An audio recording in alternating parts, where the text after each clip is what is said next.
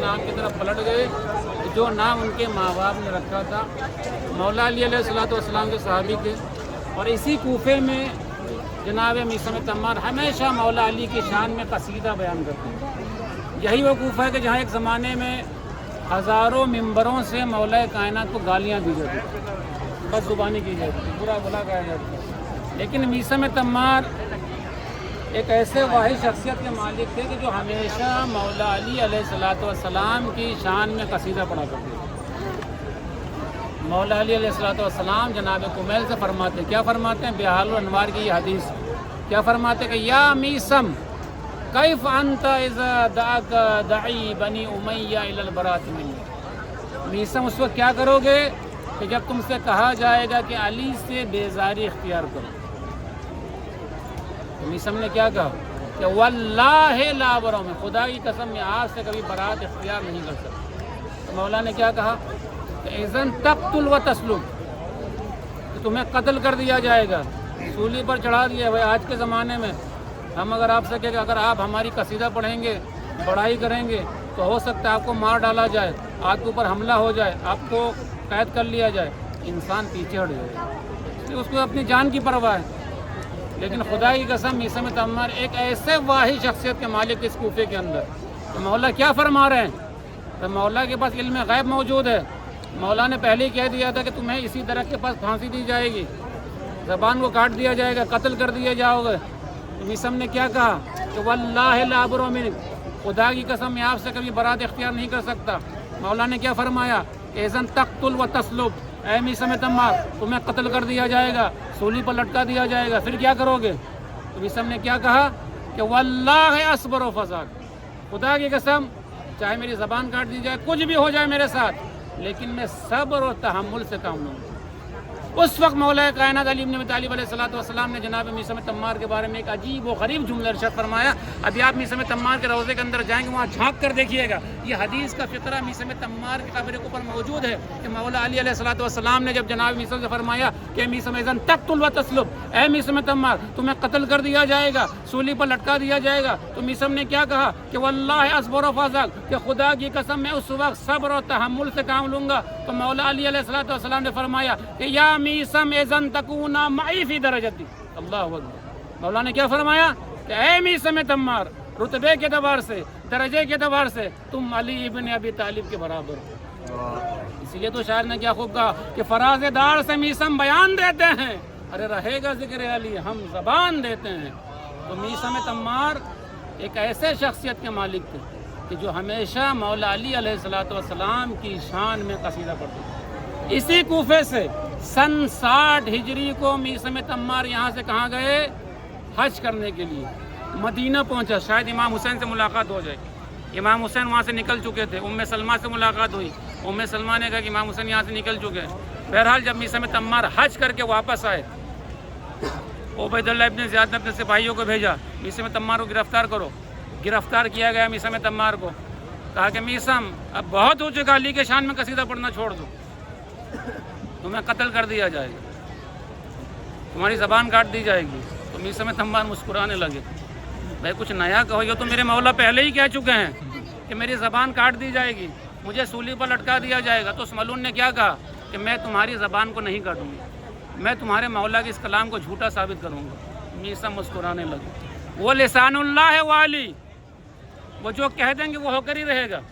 اسی جگہ پر ہزاروں مجمع کے درمیان میثم تمار نے اس زمانے میں ایک فصیح و بلی خطبہ دی. میثم تمار صرف شاعر نہیں تھے، بہت بڑے خطیب بھی تھے اپنے زمانے کے.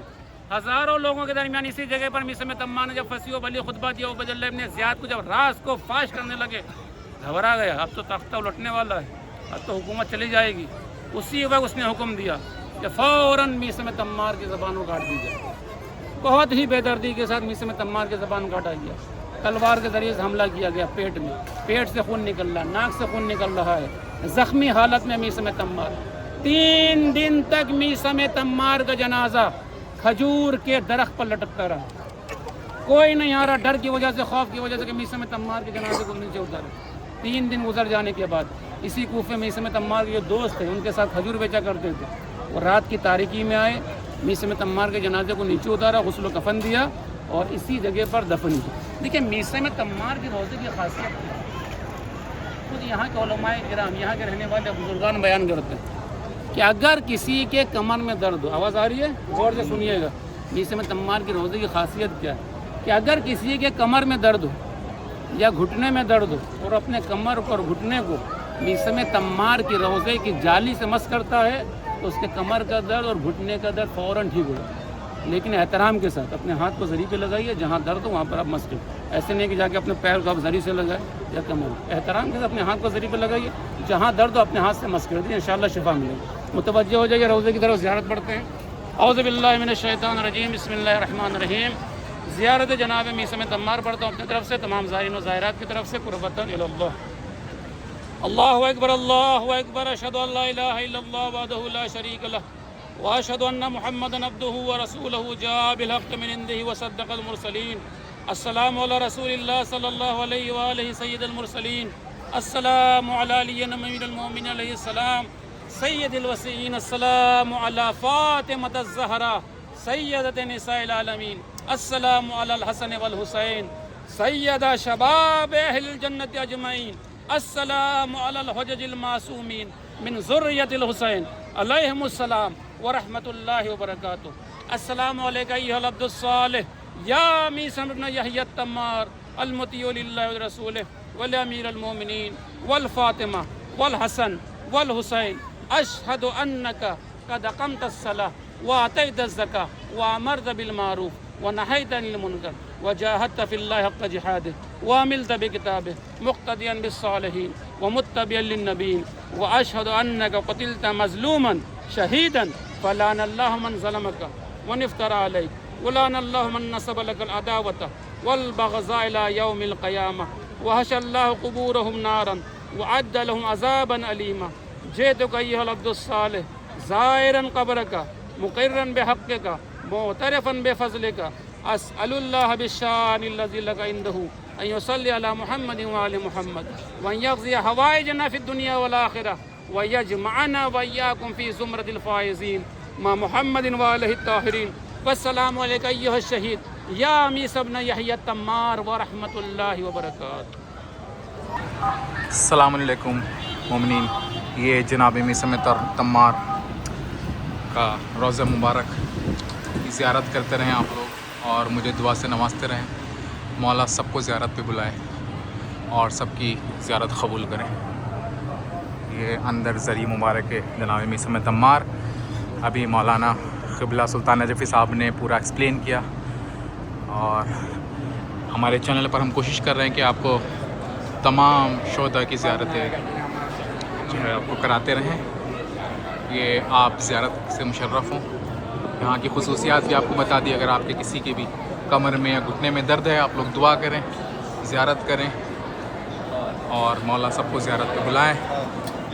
میری دعا ہے مولا کے روضے میں اہل نوگاواں خصوصاً اور تمام مومنین جو بھی زیارت کی حسرت رکھتے ہیں ان سب کو مولا زیارت پہ بلائیں۔ تمام مومنین نوگاواں سادات اور تمام مومنین کی جانب سے، تمام مرحومین کی جانب سے زیارت کر رہے ہیں۔ آپ تمام لوگ بس دعا سے نوازتے رہیں، مولا زیارت کو قبول کریں سبھی کی، اور سبھی مولا کے چاہنے والوں کو مولا زیارت پہ بلائیں۔